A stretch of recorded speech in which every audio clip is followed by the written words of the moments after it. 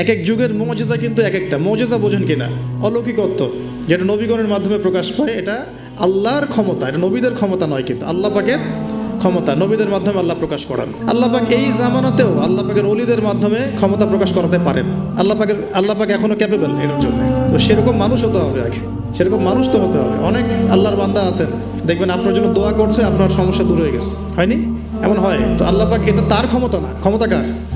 আল্লাহ পাকের। এখন ওই সময়কার মুজিজা ছিল কিন্তু কুষ্ঠ রোগীকে ভালো করে দেয়া, মনে আছে? অন্ধত্ব দূর করে দেয়া, এবং মৃত ব্যক্তিকে জীবিত করেছেন ঈসা আলাইহিস সালাম আল্লাহর হুকুমে, মনে আছে? যে যুগের মুজিজা, মানে যে যুগটা যে বিষয়ে বেশি বৈচিত্র্যময় ছিল, ওই যুগে আল্লাহ পাক ওই মুজিজাই দিয়েছেন। যেমন সুলাইমান আলাইহিস সালামের সময় জিনদের খুব দাপট ছিল, বুঝছেন? তো সুলাইমান আলাইহিস সালামের সময় জিনদের দাপটটা বেশি ছিল। আল্লাহ পাক জিনদের উপর সুলাইমান আলাইহিস সালামকে কন্ট্রোল দিয়ে দিয়েছেন। ওই যে বাতাসে তার সিংহাসন ফ্লাই করতে শুরু করলো, তার আংটির মধ্যে আল্লাহ পাক ক্ষমতা দিয়ে দিলেন। জিনদেরকে যে কাজ করতে বলতো সেই কাজ জিনরা করতে বাধ্য হতো, মনে আছে ঘটনা? আচ্ছা, আবার মুসা আলাইহিস সালামের সময় জাদুবিদ্যার চর্চা হতো, জাদুবিদ্যার চর্চা। এই চর্চা কিন্তু এখনো হয়, এখনো জাদুবিদ্যার চর্চা হয়, ব্ল্যাক ম্যাজিকের চর্চা এখনো হয়। এগুলো থেকে বেঁচে থাকাটা খুব বেশি ইম্পর্টেন্ট, কারণ এগুলোতে ইফেক্টেড হয়ে গেলে অনেক সমস্যা হয়ে যায়। আমি শেষের দিকে প্রশ্নোত্তর পর্বে কিছু আয়াত বলে দেবো আপনাদেরকে ইনশাআল্লাহ। এই কোরআনের আয়াতগুলো নিয়মিত পড়বেন ইনশাআল্লাহ তাআলা। তো ওই সময় আল্লাহ পাক মুসা আলাইহিস সালামকে লাঠি দিয়ে জাদুবিদ্যার বিপরীতে মুজিজা দেখিয়েছে, মানে যখন যেটা তার বিপরীতে সেই মুজিজা, বুঝতে পারছেন? নবী সাল্লাল্লাহু আলাইহি ওয়াসাল্লামের যুগে কবি সাহিত্যের যুগ চলছে, একদম কাব্য সাহিত্য নিয়ে তারা খুব গর্ব করত। আল্লাহ পাক কোরআন নাজিল করলেন, সব সাহিত্য ধসে গেল। এটা কোরআনের মুজিজা। আবার ঈসা আলাইহিস সালামের সময় চিকিৎসা বিজ্ঞানের খুব জয় জয়কার চলছিল আর কি। চিকিৎসা শাস্ত্র নিয়ে মানুষের অনেক বেশি আগ্রহ ছিল, যেটা এটা দিয়ে এটা হয়, এটা দিয়ে এটা হয়। আল্লাহ পাক তখন এমন মর্যাদা দিয়েছেন যে মৃত মানুষকে জীবিত করে দেখিয়ে দিয়েছেন। তো এই দুই ব্যক্তিকে ওই নাজ্জার হাবিব বিন ইসরাইল, সে ব্যক্তি বলছে যে আমাদেরকে কোনো মর্যাদা দেখাতে পারো কিনা। এখন সে বলছে ঠিক আছে, মর্যাদা দেখাতে পারবো ইনশাআল্লাহ। আমার এই সন্তান, আমার এই ছেলে দীর্ঘদিন থেকে চোখে অসুখে ভুগছে, এক চোখ নষ্ট হয়ে যাচ্ছে, তুমি শেফা দিতে পারবে কিনা আল্লাহর হুকুমে। আল্লাহ পাকের দরবারে তারা সেজদায় পড়ে গেলেন, আল্লাহর কাছে সাহায্য চাইলেন, তার চোখে হাত বুলালেন, আলহামদুলিল্লাহ চোখ ভালো হয়ে গেল।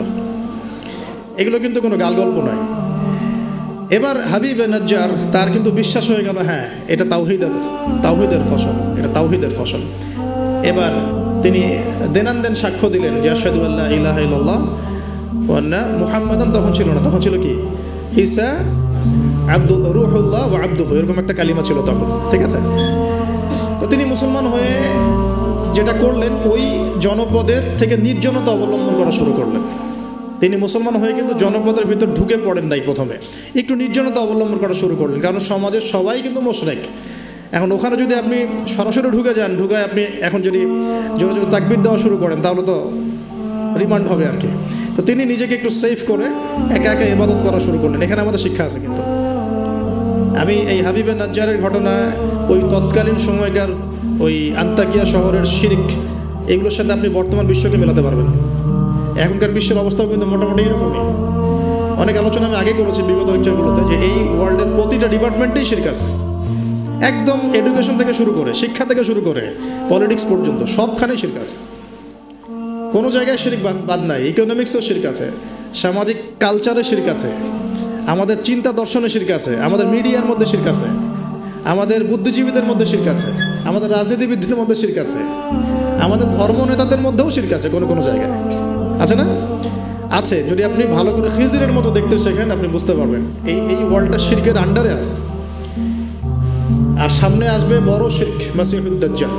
ও যখন, এখন এই অবস্থায় হাবিব নাজ্জার শহরে ঢুকে দাওয়াতি কাজ শুরু করেন নাই, একা একা তিনি নিজেকে তৈরি করেছেন। আগে তাসকি, আধ্যাত্মিক অর্জন করার চেষ্টা করেছেন, ইবাদত বাড়িয়েছেন। এদিকে ওই দুজন রাসূল তারা শহরে প্রবেশ করলেন, বেশ কিছু সময় তারা মানুষকে দাওয়াত দেওয়ার চেষ্টা করলেন, কিন্তু মানুষ ইসলাম কবুল করছে না। ঠিক মক্কার অবস্থার মতোই। এই সূরাটা কোথায় নাজিল হয়েছে? মক্কায়। কোথায়? এই সূরা কিন্তু মদিনা নাজিল হয় নাই। তাহলে এই সূরার মধ্য দিয়ে আল্লাহ পাক রাসূল সাল্লাল্লাহু আলাইহি ওয়াসাল্লামকে শিক্ষা দিচ্ছেন, সাহাবীদেরকেও শিক্ষা দিচ্ছেন। ঠিক মাক্কি পরিবেশের মতোই তৎকালীন পরিবেশটা ছিল। আর মাক্কি পরিবেশ মানে আমি অনেকদিন আগে বলেছি, মাক্কি পরিবেশ মানে শিরক, মাক্কি পরিবেশ মানে সুদ রিবা, মাক্কি পরিবেশ মানে হচ্ছে মাদক, মাক্কি পরিবেশ মানে জেনা ব্যভিচার, মেয়েদের মানহানি আর গোত্রীয় হানাহানি, এগুলো মক্কা। মক্কা মানে এগুলো যেটা এখনকার ওয়ার্ল্ডে চলছে। আপনি যদি ছোট সেন্সে চিন্তা করেন না, তাহলে আমাদের সোসাইটিটাও মাক্কি। ছোট সেন্সে চিন্তা করেন, এখানে শিরক দিয়ে ভর্তি, রিবা সুদ দিয়ে ভর্তি, মাদক দিয়ে ভর্তি, মেয়েদের যে জেনা ব্যভিচার পর্নোগ্রাফি এগুলো দিয়ে ভর্তি, আর কি গোত্রীয় হানাহানি তো আছেই। এটা এখন পলিটিক্যাল হানাহানিতে রূপ নিয়েছে, কোনো জায়গায় ধর্মীয় হানাহানি হচ্ছে, মসজিদে ভাগাভাগি হচ্ছে। আছে মক্কার আদর্শ কিন্তু এখনও সমাজের মধ্যে আছে, খালি দার্শনিক দৃষ্টিভঙ্গিতে দেখতে শিখুন, একটু খিদিরের মতো দেখতে শিখুন। এখন দেখুন, এই দুজন রাসূল দাওয়াত দেওয়ার পর, দীর্ঘদিন দাওয়াত দেওয়ার পরে যখন মানুষ ইসলাম কবুল করছে না, তখন তারা প্রকাশ্যে মানে আল্লাহু আকবার তাকবীর এটা দেওয়া শুরু করেছিলেন। যখনই বের হতেন তার তাকবীর দিতেন, আল্লাহু আকবার আল্লাহু আকবার আল্লাহু আকবার লা ইলাহা ইল্লাল্লাহ লা ইলাহা ইল্লাল্লাহ, এভাবে প্রকাশ্য দাওয়াত দেওয়া শুরু করলেন। ঠিক আব্দুল্লাহ বিন মাসউদ রাদিয়াল্লাহু আনহুর মতো। নবী সাল্লাল্লাহু আলাইহি ওয়াসাল্লাম একদিন বললেন যে, কে আছো কুরাইশদেরকে কোরআন শোনাতে পারো? তারা তো কোরআন শুনতেই চায় না, কোরআন বললেই কানে আঙ্গুল ঢুকায় দেয়। হ্যাঁ, কোরআন বললেই তারা কাপড় দিয়ে মাথা আবৃত করে, এগুলো কোরআনে আছে কিন্তু। তখন আব্দুল্লাহ বিন মাসউদ, সুবহানাল্লাহ, রুয়াইয়াল গানাম বলা হতো তাকে, মানুষ তাচ্ছিল্য করতো, মানুষ তাকে তাচ্ছিল্য করতো। তার পা ছিল সরু, মানে চিকন সরু, পা দেখে আবু জেহেল হাসাহাসি করতো, সুবহানাল্লাহ। আর ওই পায়ের নিচেই আবু জেহেলের মৌত আল্লাহ লিখেছিলেন, সুবহানাল্লাহ। ওই পা দিয়ে তার আবু জেহেলের বুকের উপর পাড়া দিয়ে তিনি তাকে গর্দান কেটেছেন বদরের মাঠে। খালি 13 বছরের ব্যবধান, সময়ের ব্যবধান, খালি জাস্ট টাইম টক্স, মানে সময় কথা বলে না, সময় কথা বলে। এই আব্দুল্লাহ বিন মাসউদ রাদিয়াল্লাহু আনহুর পায়ের তলে আবু জেহেল আবার মারা গেছে। তো এই আব্দুল্লাহ বিন মাসউদ রাদিয়াল্লাহু আনহু বললেন যে, আমি শোনাবো কোরাইশদেরকে কোরআন ইনশাআল্লাহ। তারপর তিনি বের হয়ে কাবা ঘরের সামনে গিয়ে আর রহমান আল্লামাল কোরআন খালাকাল ইনসান এই তেলাওয়াত শুরু করলেন। বাস, মায়ের শুরু হলো।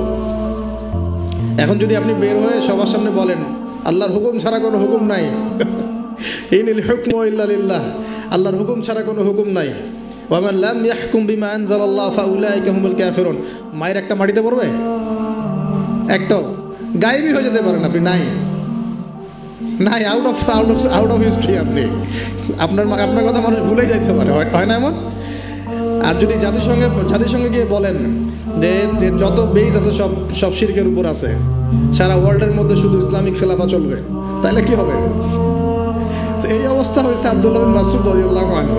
বেচারা মক্কায় গিয়ে কাবা ঘরের সামনে গিয়ে বলছে, লা ইলাহা ইল্লাল্লাহ, আল্লাহ ছাড়া কোনো মাবুদ নাই, আর রহমান আল্লামাল কোরআন খালাকাল ইনসান আল্লামাহুল বায়ান ফাবিআইয়ি আলাই রাব্বিকুমা তুকাদ্দিবান। বাস, আবু জেহেল, আবু লাহাব, উতবা, সাইবা সবগুলো মেরে মারা শুরু করেছে। তাহলে শিক্ষা হচ্ছে এগুলো সুন্নত।